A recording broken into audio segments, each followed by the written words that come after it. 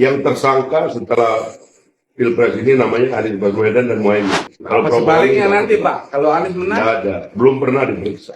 Ya belum pernah, karena kekuasaan masih dipegang Pak. Enggak, ini orang sudah ini orang sudah di oposisi 40 tahun, nggak pernah masuk penjara. Gimana?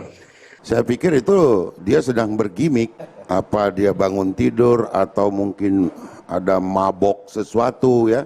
Sebetulnya bisa kena delik yang begini, tapi saya yakinkanlah, selamatlah Bung Fahri Hamzah nggak akan dilaporkan oleh Pak Anies. Dia tidak dalam status menyampaikan ancaman. Tidak berhenti sampai di sana loh Bang pernyataannya tadi Bang. Iya, Ada disampaikan. konteksnya Ini, itu artinya Anies dia Muhaimin bilang akan jadi tersangka. Benar, gitu, Bang. artinya dia sebaiknya sedang berdiskusi. pada diskusi kita ini tidak Ini perlu yang kemudian disampaikan ya. kita memberikan pembelaan-pembelaan. Bukan, saya nggak membela. Tapi Saya sama sebaiknya sekali tidak klarifikasi membela. saja. Ini apa beratnya kemudian kita mengatakan bahwa itu tidak tepat untuk disampaikan tanpa harus mengurai apa persoalan Pak saya Anies dengan Formula E? Tidak saya ada. bersepakat tidak Tidak boleh itu persoalan ada dia, gitu. ancaman. Setiap orang Bukan. boleh saja dimintai keterangan, itu betul. Anda tidak Ya kan? pada tempatnya itu memahami teks tadi itu tanpa memahami konteksnya. Saya kira sudah sedang terlalu menjelaskan banyak orang yang konteksnya. mendengarkan itu.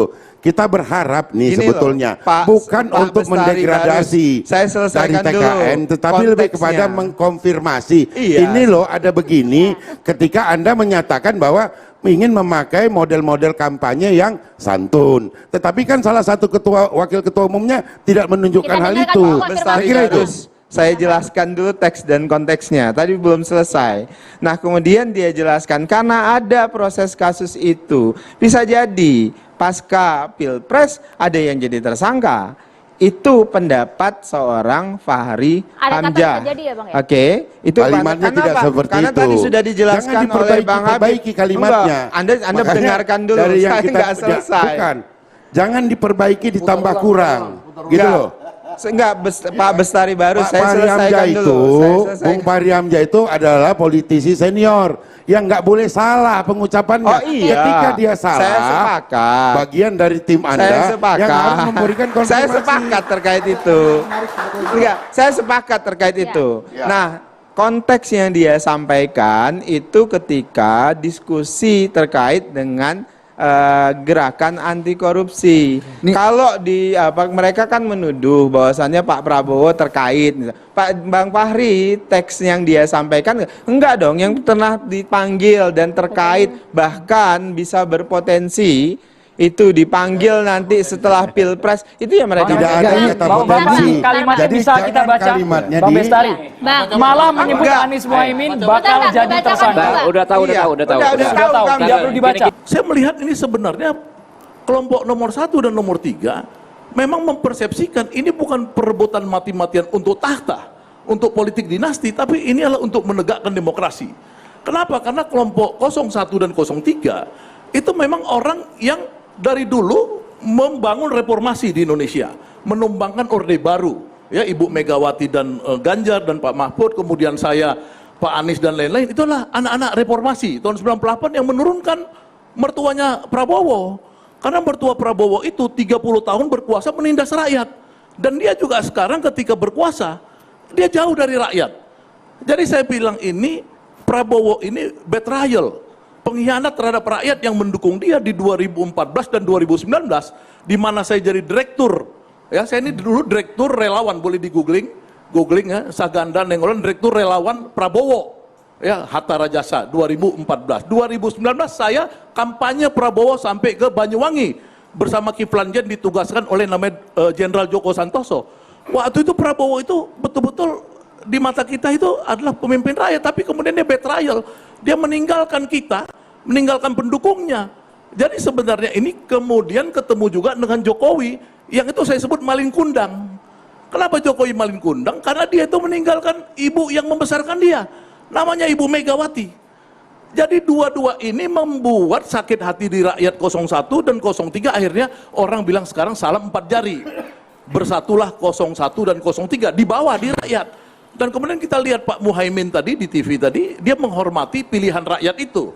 Ya, walaupun di atas antara Pak Ganjar, Pak Anies dan ini belum ada kesepakatan-kesepakatan, tapi kita itu nomor 1 dan nomor 3 pada akhirnya.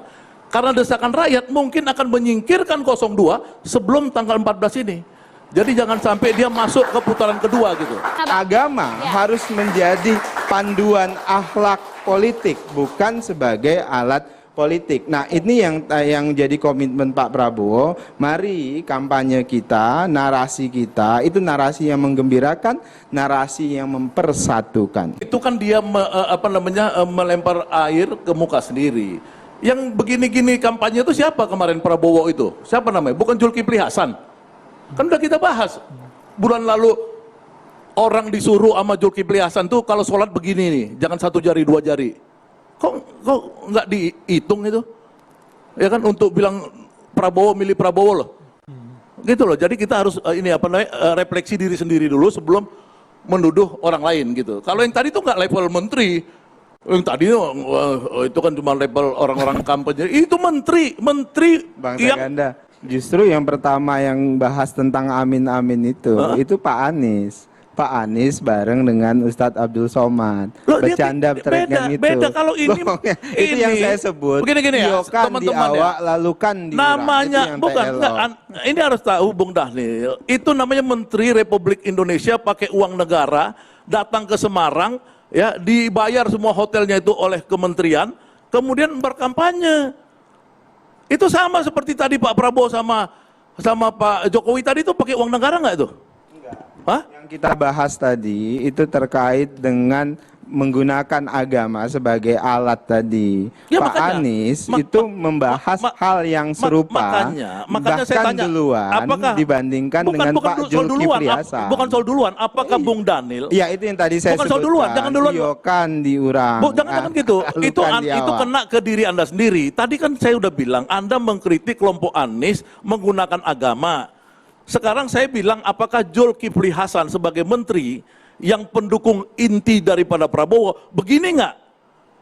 Tunggu, Anda tahu nggak itu? Teksnya itu yang dilakukan Pak Zulkifli Hasan itu bukan terkait dengan penggunaan alat agama. Itu hal yang berbeda. Hal yang sama itu dilakukan oleh Pak Anies di awal. Enggak, jangan denial. Jadi bahkan kalimatnya kan kamu bilang tadi persis. hal yang sama. Enggak. Tunggu, hal yang sama means what? Bukan. Means Konteks bahwa Pak Anies dengan Pak Zulkifli Hasan itu adalah konteks dalam tanda kutip. Ya, itu bercanda ala-ala anak pesantren. Itu kan klaim aja. Konteksnya yang tadi itu, yang di tim-tim kampanye Pak Anies itu, itu terang menggunakan agama sebagai alat. Itu yang berbahaya. Enggak. Itu jangan. Pokoknya itu jelas Zulkifli Hasan. Ya sudah jelas-jelas 2 kali. 1 kali dia bicara Prabowo, ya begini kalau bisa. Ini apa namanya itu? Tahiyat pakai begini.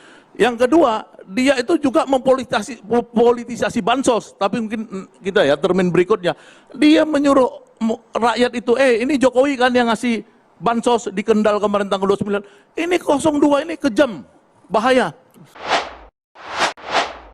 Pernyataan Wakil Ketua Umum Partai Gelora Fahri Hamzah yang menyebut pasangan Capres-Cawapres nomor urut 1 Anies Baswedan Muhaimin Iskandar akan jadi tersangka setelah Pilpres 2024 menjadi viral di media sosial.